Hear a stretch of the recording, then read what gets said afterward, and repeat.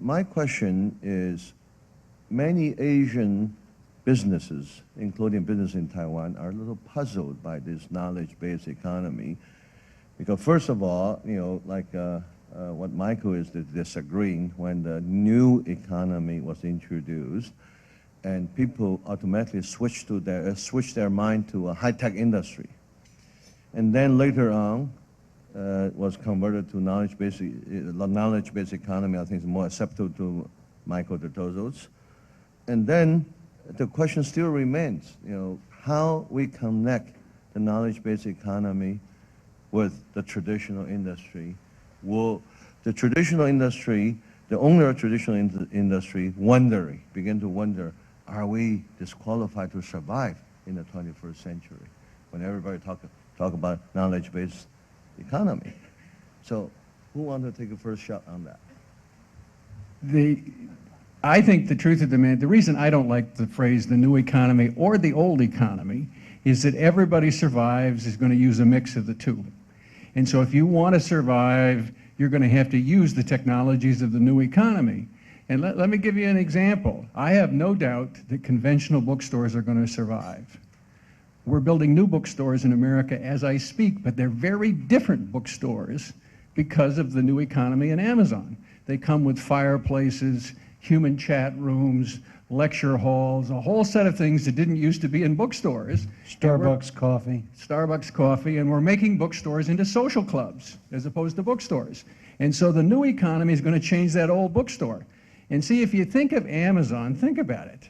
It sold its first book 5.5 years ago, and today, just 5.5 years later, it sells 10% of the books sold in America. That's a new economy. There is no conceivable way using brick and mortar you ever could have gotten 10% of the American book market in a 5-year period of time. Now, if you'd like, I'll be a little nasty to Mike since he's a friend. See, I think Mike, if he had been the advisor to the King and Queen of Spain, when Columbus went off to discover the New World and happily came back to Madrid and said, look, I've discovered the New World, and you're going to get millions of ounces of gold and millions of ounces of silver, Mike would have said, he didn't discover the New World. Leif Erikson was there 600 years earlier. Geologically, we've known about it for 2 billion years. And anyway, 30 million Indians live in the New World. It ain't the New World. But the answer is it was a new world, because it completely changed the Europeans' conception of how they looked at the world. It led to the Spanish Empire, it led to the British Empire, and the world was forever different. And see, I think that's the sense in which the new economy is the right language. For example, suppose I'm in the music business I mentioned. Damn it, I'm in a new world. Ever since human beings began, there's been a music business, and suddenly I'm confronting a world where I may earn no money doing music. If I'm in the music business and Mike comes and tells me there's not a new economy, I'm going to toss him out, because the answer is there is a new economy. At Christmas time, December, the airline companies announced that more than 50% of the tickets sold in the United States are now sold electronically. And in the last 5 years, half the travel agents in America have been driven out of business. If I'm in the travel business and Mike tells me there's not a new economy, I'm going to throw him out. And now I'm going to really be unfair. There's a new book written, which I recommend, called The Victorian Internet. And what the Victorian Internet says is these guys like Mike Dertouzos, when they talk about the IT revolution, they're just off the chart. Because when the history of communication gets written, the internet will be seen as an extension of the telegraph. And the telegraph was a much more important device than the internet and modern IT, because with the telegraph, human communications went from the speed of horseback to the speed of light. And the internet's no faster than the telegraph. A good telegraph operator could type at 40 words a minute. Very few people in this room can type at 40 words a minute. We've slowed down communications. And what's even worse is in the last chapter of the book, he takes the two MIT gurus of information technology, our two Greeks, Mike Dertouzos and Nick Negroponte, and he lists about 50 things that each of these gentlemen say, including some of the things you just heard, and he finds somebody in 1840 and 1850 who said exactly the same thing, almost word for word, about the telegraph.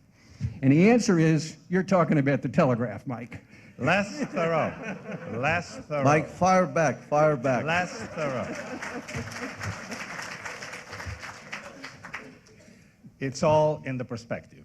And you happen to come from a young country. You have no philosophical background. I come from a country with 4,000 years of perspective. We have every person in the audience has 5,000 years of perspective. They have Lao Tzu. I have Plato. They understand me. Now let me explain it to you so you understand it. Number one, the human being has been standing still since the history of humans first appearing. We are not changing. Technology is changing every day. Transistors are 30 million times faster today. They are on hardware on which we're on word processors, and people use the word processors to write. Are they writing 30 million times better than Lao Tzu? Of course not. The human dreams, the human aspirations, including Columbus, the Queen of Spain, and you, have the same dreams they have always had. As for music, we have spent thousands of years of socialization. And the kids come to me and they say, we've exchanged 200 million pieces of music, and we're going to keep doing it because it's free and we like it. Well, very good. Stealing is free too until you're caught, you know. But there is an interesting point to make here. Music is just the tip of the information office work iceberg. And behind it is medicine and education and everything else. And if we start saying that just because we're interconnected, we can change the socialization behavior among human beings, we are smoking pot. We have learned not to steal, and we have learned to have an economy and to respect each other. So if you start saying you can change music without paying the artist, it's very much like saying tomorrow you can steal a doctor's work or an educator's invention or anything else because, wow, we're interconnected. I don't buy that. On the one hand, we're talking about changes of technology. On the other hand, we're talking about changes of human nature, and there are different views about that. Now, how about simply manage changes? Changes of the things around us, changes of educational system, changes of a social value, changes of economic structure. So anybody has any comments on that? How we all together put our minds together to think about managing changes. Mike says that his relatives were civilized 4,000 years ago. Morris says that his relatives were civilized 5,000 years ago. I will cheerfully admit that my relatives were in the caves just 1,000 years ago. No civilization, living in cold northern Europe somewhere. But let me talk about something we learned living in the caves. And it has to do with creativity. Suppose I said to you, what's the most creative society that ever existed on the face of the earth, in the sense that more people were alive in the same time in the same place that all of us would agree were geniuses? Think for a minute, what country and what time would you name? I think the answer is Russia in the last half of the 19th century, where my relatives happen to come from. Think of the people who were alive at the same time. Authors: Tolstoy, Dostoevsky, Chekhov, Turgenev, Gogol, Pushkin. Each one of them wrote better than Plato. Think about the artists: Stravinsky, Tchaikovsky, Kandinsky, Malevich, Rimsky-Korsakov. Think about the scientists: Pavlov, to this day the world's greatest biologist; Ostwald, the first Nobel Prize winner in chemistry; Mendeleev, the periodic table of elements; Lobachevsky, non-Euclidean geometry. Now, why did that happen? That happened in the chaos of a dying empire. To get creativity, you have to be willing to tolerate chaos. It's the cracks in the sidewalks that count. Weeds come up, but that's also where the flowers come up. Now, you also need some order. The Russians had such little order, they couldn't use all this creativity, and many of these people ended up spending their last part of their careers in somebody else's countries. But now let me come to this China. Many historians have pointed out that in the 14th century, before Columbus discovered America, China had all the technologies necessary to have the Industrial Revolution, 400 years before it occurred in Europe. And I'll read you just a few of the things that the Chinese know how to do before Columbus discovered America. 11th century China made more iron and steel than 18th century Europe.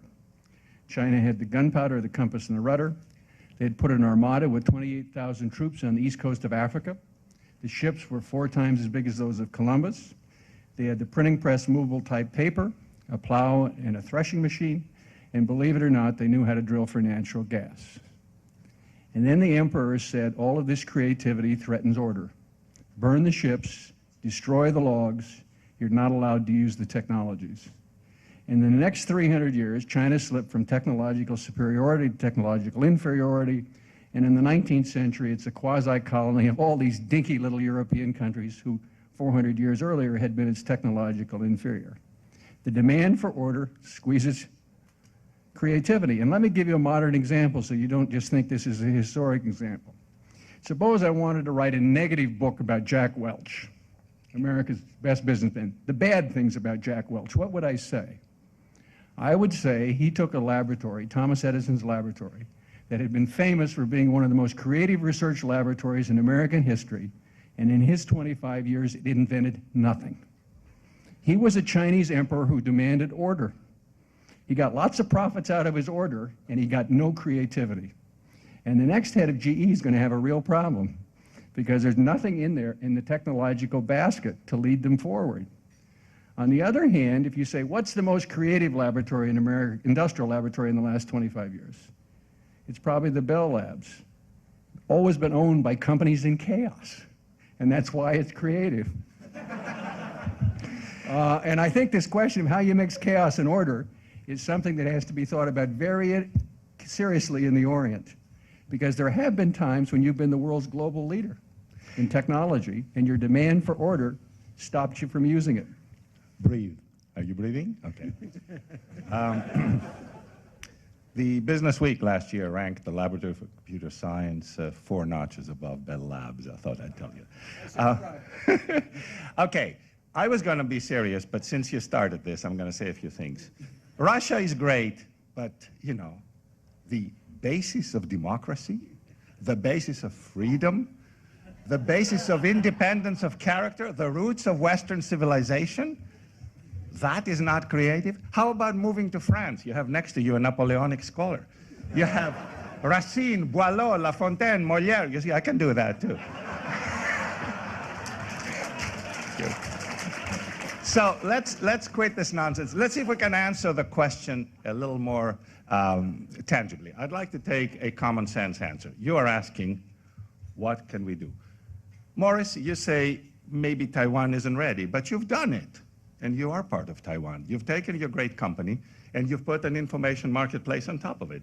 And now anybody from anywhere in the world can order from your foundry stuff and you produce it.